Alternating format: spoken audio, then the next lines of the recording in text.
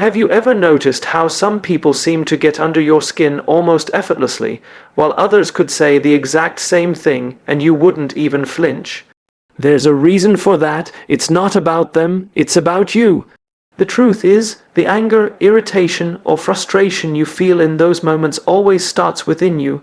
It's a reflection of what you care about, what you value, and what you're sensitive to. And if you want to stop being bothered, the first step isn't to change them, it's to understand yourself. Think about the last time someone really upset you. Maybe a colleague dismissed your idea in a meeting. Maybe a friend made a joke that hit too close to home. Maybe a stranger cut you off in traffic. Pause for a second and ask yourself, why did that moment matter so much to me? Often when we look closely, we realize that the emotion isn't really about the other person. It's about a belief we hold, a value we cherish, or a fear we have. Perhaps we feel dismissed because we value recognition. Maybe we feel disrespected because we value fairness. Maybe we feel anxious because we fear losing control. When we identify the root of our reactions, we stop being victims of circumstances and start being observers of ourselves. Here's the interesting part. Most of us live our lives without ever examining these triggers.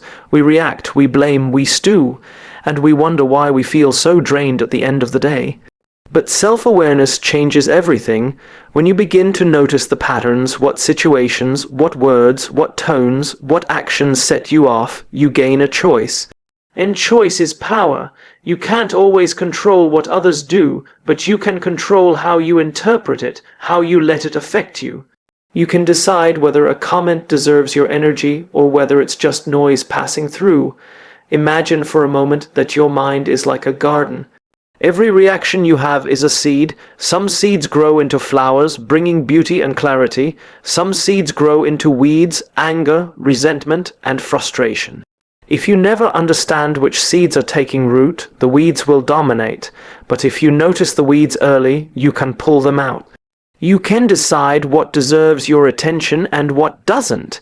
Understanding your triggers is about pulling those weeds before they take over. It's not always easy. Sometimes the triggers are deeply rooted past experiences, insecurities, or expectations. But even recognizing a single trigger, even noticing one moment where you usually explode, is progress. It's a small step toward freedom, and when you start observing yourself in this way, you realize a powerful truth. No one can make you angry without your permission. Your triggers are not weapons in someone else's hands. They are mirrors showing you where your energy, your focus, and your beliefs lie. So start there. Pay attention to yourself. Write down moments where you feel anger rising. Ask yourself why. Reflect on what values or fears are involved. And slowly, over time, you will find that the moments that once frustrated you have less power. You become less reactive, more intentional, and more peaceful. Understanding your triggers isn't about suppressing your emotions. It's about seeing them clearly, learning from them, and choosing not to let them control you. And that, more than anything, is the foundation for a life where no one can truly bother you. Have you ever found yourself reacting strongly to someone's words or behavior, only to realize later that their intention wasn't what you thought it was? Most of the time, the frustration we feel isn't about what someone did. It's about what we assumed they meant. And yet, we let those assumptions dictate our emotions. The ability to separate intent from action is one of the most powerful skills you can develop if you want to stop being bothered by anyone. Imagine someone cuts you off in traffic. Instinctively, your mind may race, how rude, who does this person think they are? And in that split second, anger rises. But what if their action had nothing to do with you at all? Maybe they are late to an important meeting. Maybe they are distracted because of something stressful at home. The action is the same, but the intent is different. Your anger only arises because you assumed malice or disrespect or carelessness. When you start separating what people do from what they intend, you give yourself space. Space to respond instead of react. space to breathe instead of explode. This is true in personal relationships as well. Perhaps a friend cancels plans at the last minute. Your first thought might be, they don't care about me. But when you pause and imagine the reasons behind their action, it often becomes clear that their behavior reflects their own struggles, not a judgment of you. Most people live their lives wrapped up in their own challenges and pressures. Rarely do their actions come from a place meant to hurt you. Understanding that allows you to see the world more clearly and to protect your own emotional state. Here's the subtle but powerful shift. Instead of asking, why did they do this to me? You begin asking, what might have led them to this action? The first question keeps you trapped in the narrative of victimhood. The second invites curiosity, empathy, and calm. It changes your brain chemistry. Your focus shifts from offense to understanding. And when your default is understanding rather than judgment, you stop being triggered by every small misstep or disagreement. It's not about excusing behavior. It's not about pretending hurtful actions don't matter. It's about choosing where to invest your energy. When you separate intent from action, you realize most actions are neutral. They only become positive or negative because of the story you tell yourself about them. The more you practice this, the less reactive you become. You start to notice the world isn't attacking you. Most people are navigating their own challenges. Their words and deeds are reflections of them, not judgments of you. This realization is liberating. When you internalize it, a kind of inner calm begins to grow. You respond with thoughtfulness instead of irritation. You communicate with clarity instead of hostility. And perhaps most importantly, you reclaim control over your emotional life. Because the truth is, no one can make you angry if you choose to see their actions for what they really are. Actions, not intentions, and certainly not statements about your worth. Life is full of events, some expected, some sudden, some inconvenient, and some downright frustrating.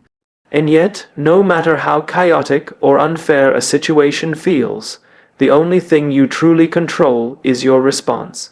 It's a simple idea, but one that most people never fully embrace. Most of us spend far too much energy wishing that events would go differently, resenting circumstances we cannot change, or blaming others for our feelings. And in that moment we give away our power, but the truth is, the event itself is neutral. It only becomes good or bad, stressful or peaceful, based on how we respond. Think of it this way, two people can face the exact same situation. A rude comment, a missed opportunity, a sudden setback. And yet one will be calm, reflective, and even grow from the experience, while the other will be angry, frustrated, and stuck in regret. What's the difference? It's not luck. It's response. One person has trained themselves to pause, to think, to choose their reaction. The other reacts on impulse, letting emotion dictate action. In that difference, choosing your response changes everything. Pause for a moment and reflect on your own life. How often have you wished something hadn't happened, only to find that your reaction caused more damage than the event itself? Maybe it was an argument that escalated because you couldn't stop yourself from snapping back. Maybe it was a mistake at work that felt catastrophic because you panicked instead of thinking clearly. Every time we respond without reflection, we give our energy to the event instead of keeping it for ourselves. But when we focus on our response, we reclaim control. Here's the key. Responding thoughtfully doesn't mean suppressing emotion. It doesn't mean pretending you aren't hurt or frustrated.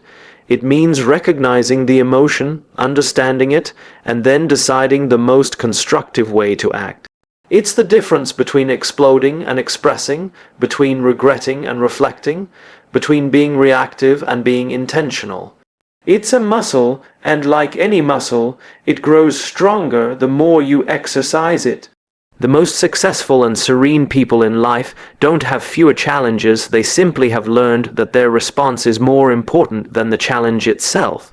When you internalize this, life stops being a series of assaults on your peace and starts becoming a series of opportunities to practice control, awareness, and resilience.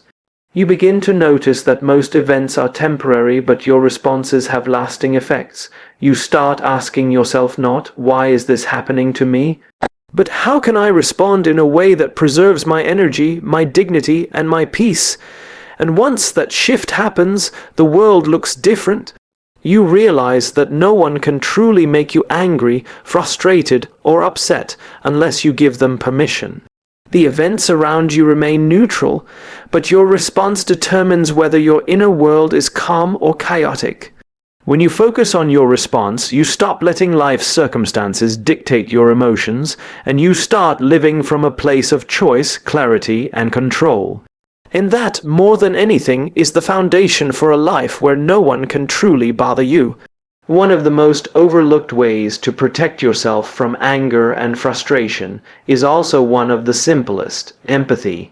Yet, empathy is not about excusing behavior, it's not about becoming passive, and it's certainly not about giving up your own boundaries. Empathy is the ability to pause and imagine what life feels like from another person's perspective. It's a skill that transforms conflict into understanding and irritation into insight. When you truly practice perspective taking, you stop reacting automatically and you start responding intentionally. Think about the last time someone upset you. Maybe a friend made a careless remark, a colleague ignored your effort, or a stranger spoke harshly to you. Your initial reaction might have been anger, frustration, or hurt, but if even for a moment you ask yourself why that person acted that way, the story begins to shift. Maybe they are stressed, distracted, or battling challenges you don't see. Perhaps their words are a reflection of their own fears or insecurities, not a judgment on you. When you step into their shoes, you begin to see their humanity, and suddenly, the power of your irritation begins to fade. Empathy doesn't mean you have to agree with someone, and it doesn't mean their actions are acceptable. What it does mean is that you no longer let their behavior dictate your emotional state. You begin to realize that anger is often fueled by misunderstanding. Most conflicts arise not from malice, but from a lack of perspective. Once you add perspective to the mix, it becomes almost impossible to feel personally attacked by most actions or words. You see the person's struggle, their context, their limitations, and in doing so, you reclaim your own calm. There's a story about a leader who was constantly challenged by a difficult team member. At first, every comment felt like a personal attack, and every interaction became a source of stress. But one day, the leader paused and asked a simple question: "What is this person going through?" That small shift changed everything. Instead of reacting defensively, the leader started listening, understanding, and anticipating the other person's needs. Conflict didn't disappear, but it lost its emotional grip. Empathy gave control back to the leader, not by changing the other person, but by changing the way the leader experienced the situation. This is the key lesson. When you practice empathy, you transform the dynamic. You create space between action and reaction, giving yourself the power to choose calm over chaos. It becomes a habit that shields you from being emotionally hijacked. The more you step into other people's perspectives, the less likely you are to take offense, and the more likely you are to respond with clarity, patience, and compassion. Empathy also builds resilience. Life is full of challenges and interactions that could trigger anger or frustration. By making a habit of perspective taking, you stop giving away your emotional energy to situations that are beyond your control. You start to see the world not as a place full of people who bother you, but as a place full of people with their own struggles and stories. And in seeing their story, you find freedom not from the events themselves, but from the emotional chains you once let them place on you. Peace is not something that happens to us. It's not something we find tucked away in a perfect moment or handed to us by circumstance. Peace is a choice, and like any choice, it becomes powerful only when it is practiced consistently. Committing to inner peace as a habit is the final, and perhaps the most transformative, step in the journey to never getting angry or bothered by anyone. It's about creating a foundation so strong that external events cannot shake you. Think about the people you admire for their calmness, the ones who don't seem to lose their composure, even when everything around them is chaotic. What sets them apart is not luck, circumstances, or immunity to frustration, it's habit. They have trained themselves to return to a state of calm, to let challenges roll off them like water off a duck's back. And the good news is that same ability can be developed by anyone, including you. The first step in this habit is consistency. Peace doesn't come from one meditation session, one quiet evening, or one day without conflict. It comes from the deliberate practice of returning to stillness, clarity, and reflection over and over again. It might be through journaling, mindfulness, prayer, deep breathing, or simply pausing before reacting.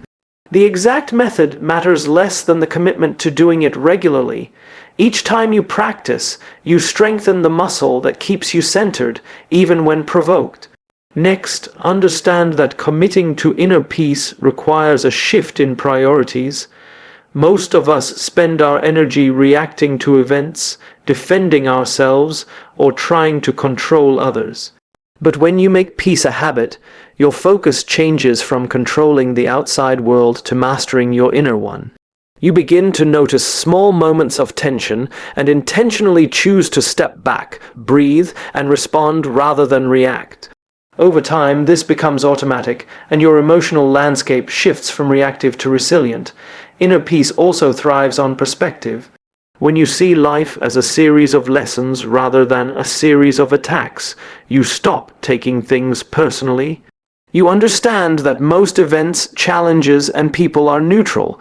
They only carry weight because of the meaning you assign.